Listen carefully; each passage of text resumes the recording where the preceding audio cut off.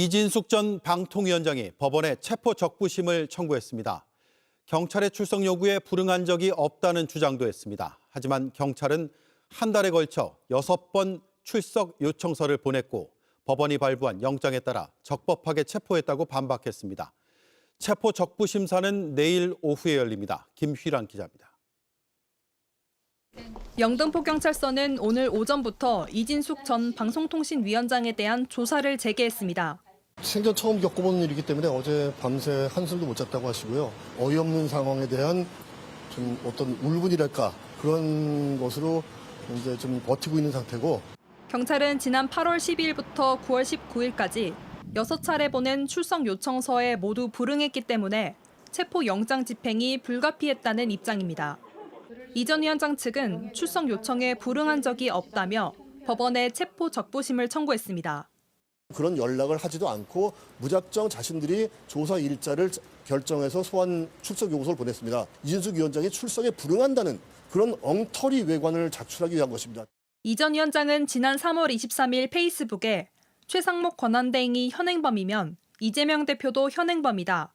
2인 체제가 불법이면 불법적인 상황을 만든 건 민주당이란 글을 올렸습니다. 방통위원장 신분으로 유튜브에 출연해 상대 진영을 공격하는 정치적 발언도 해왔습니다.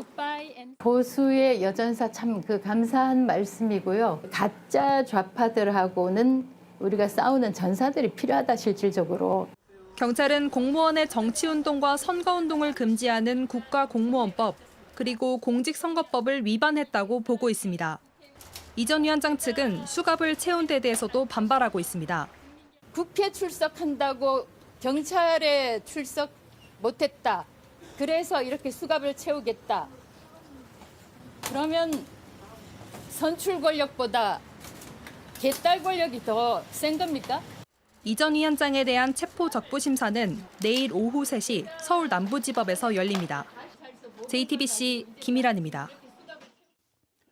계엄 당시 군 사령관과 경찰청장은 경호처 비화폰으로 윤석열 전 대통령의 지시를 받았습니다. 그런데 취재 결과 국방부와 경찰청은 공식적으로 비화폰을 받은 기록이 없었습니다. 유령 비화폰이 사용된 셈입니다. 정수아 기자가 취재했습니다. 내란 사태 당시 윤석열 전 대통령과 군 사령관들을 이어준 건 경호처 비화폰입니다. 대통령께서 비화폰으로 제게 직접 전화를 하셨습니다. 의결 정족수가 아직 다 안 채워진 것 같다.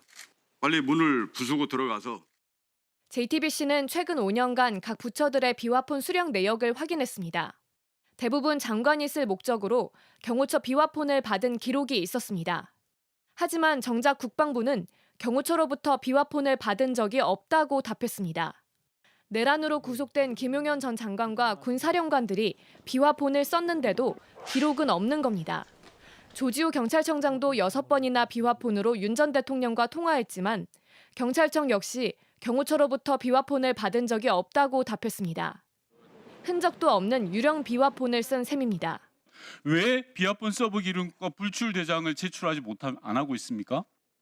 저희 보안 장비입니다. 도청 방지 등 보안 목적의 비화폰은 원래 국정원 소관이었습니다. 국정원이 관리했을 땐 경찰의 경우 경찰청장 등 19명이 비화폰을 받았다는 기록이 남아 있습니다. 윤석열 정부 들어 경호처가 맡으면서 구멍이 생겼다는 지적이 나옵니다.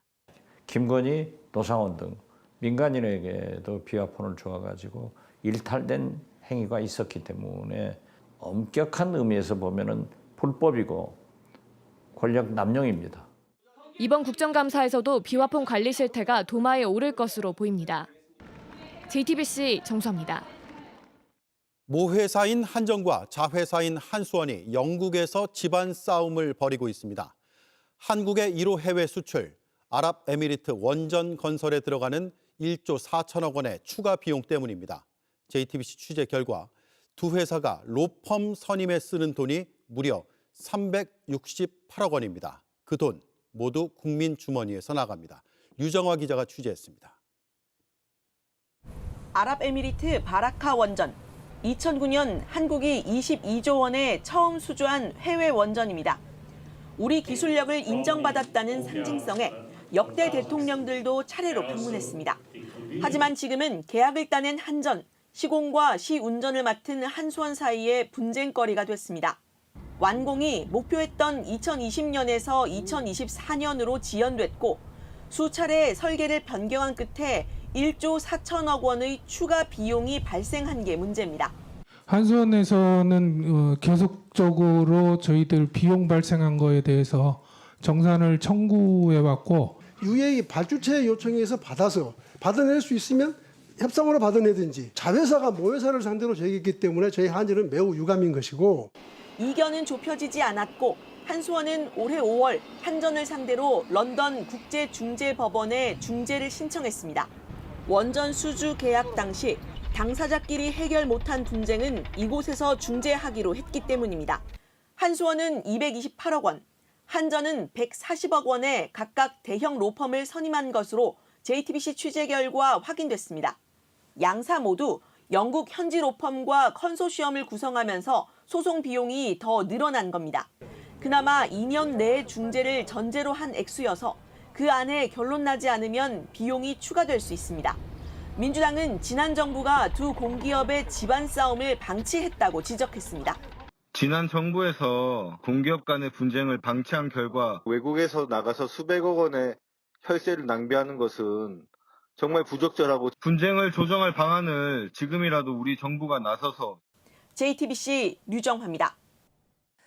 고속도로 휴게소에 음주 금지 현수막이 붙어 있습니다.